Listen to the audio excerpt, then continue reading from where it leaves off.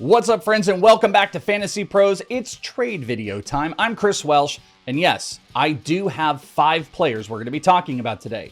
Some buys, some sells, some big names, some maybe not. I don't know. You get to decide. But these are players that I'm identifying that I might be trying to get in on now, or possibly see if I can go take advantage in the trade market. So make sure you guys are subscribed to Fantasy Pros MLB on the YouTube channel. Have notifications on because we give away prizes and I don't want you to miss any of it. Plus, we've got some great videos and live streams. So hit the notifications when you subscribe and get locked in to Fantasy Pros MLB. All right, let's get into these trades. 5 players. And of course, we're going to hear from you guys and see what you have to say at the end of the video. So let's kick in with number 1.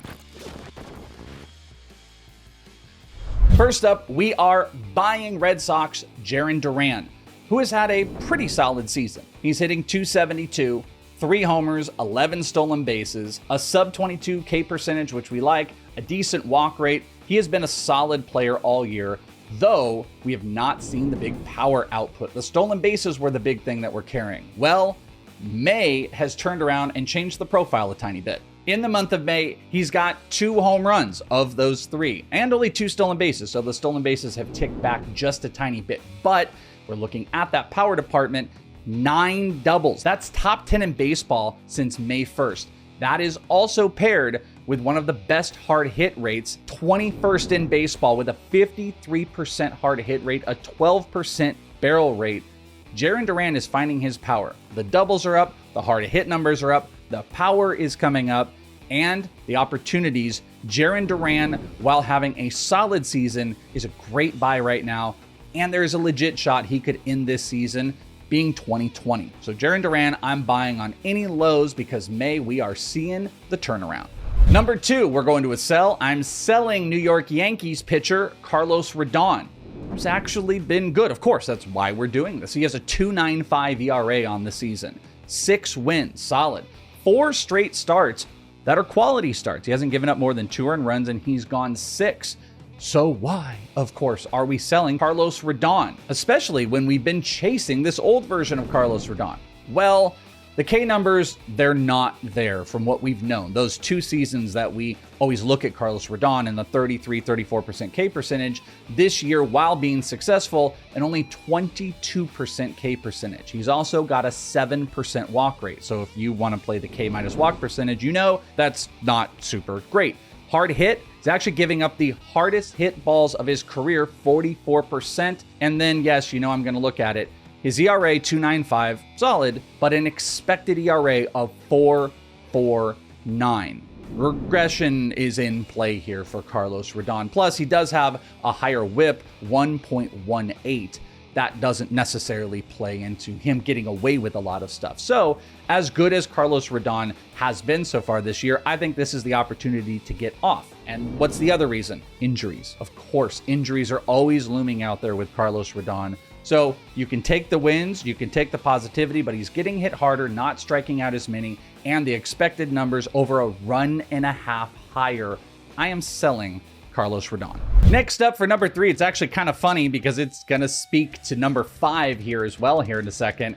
I am buying Twins Pablo Lopez. Now, why is it funny? Well, I'm doing this video as he's actually pitching right now. And the start, it's not going fantastic. Up against the Texas Rangers, at least as I'm recording this, he's already given up 3 earned runs, and he gave up a homer to someone we're going to talk about here soon. But that's actually okay. And I was going to preface it that even if this start is not that great, I still think this is the opportunity to be buying on Pablo Lopez, and this didn't completely take that away. Pablo, going into his last start, had actually had 3 straight quality starts, but then was blasted for 7 earned runs, which is not great. But the reason to continuously still love Pablo Lopez are the strikeout to walk ratio. He's still got a 27.9% K percentage, which is within a percentage of last year.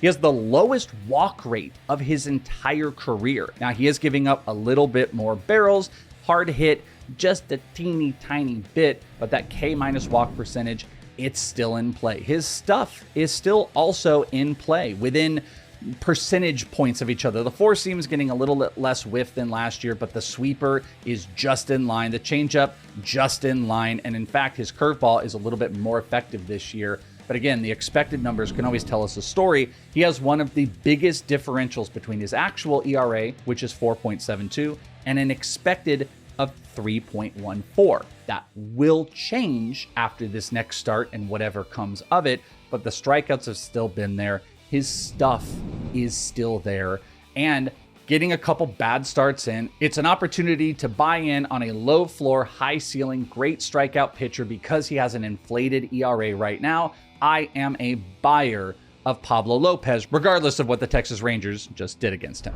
Here's my last sell, and I've got another pitcher for you. A Seattle Mariners pitcher? No, it's not the guys you might be thinking. It's Bryce Miller. I am selling Bryce Miller, who has a 3.53 ERA through 10 starts this year. He's got some decent strikeouts. It is lower than his innings pitched.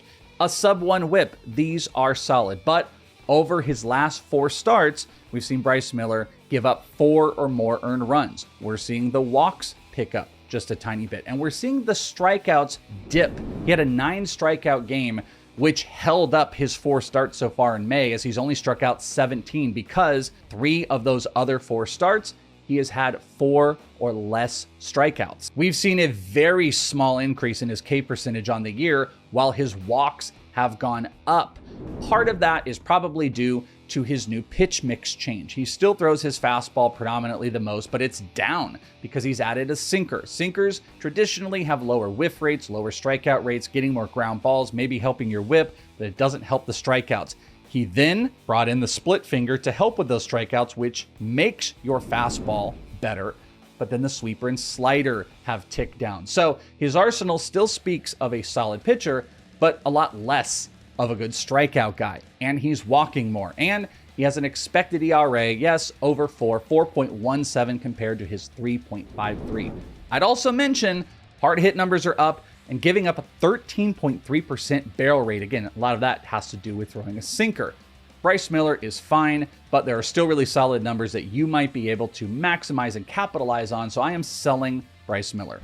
And the final player on my list, as mentioned, guess what? He caused Pablo Lopez some of the problems on Sunday, because I'm buying Texas Rangers shortstop Corey Seager. Because don't look now, Seager is getting right. On the year, going into Sunday, he was hitting just .254 with 9 homers, and one of the most startling pieces, a 44.7% hard hit rate. That was the lowest over the last 5 years. Hard hit rate has been one of the most important changes for Corey Seager in becoming the elite player that he's been. But it has been decimated this year. But since May 1st, Seager has 7, now 8 of his 10 homers, hitting .278, this is not counting the batting average changes on Sunday, and a 54.7% hard hit rate. That's the Corey Seager that we know getting back right.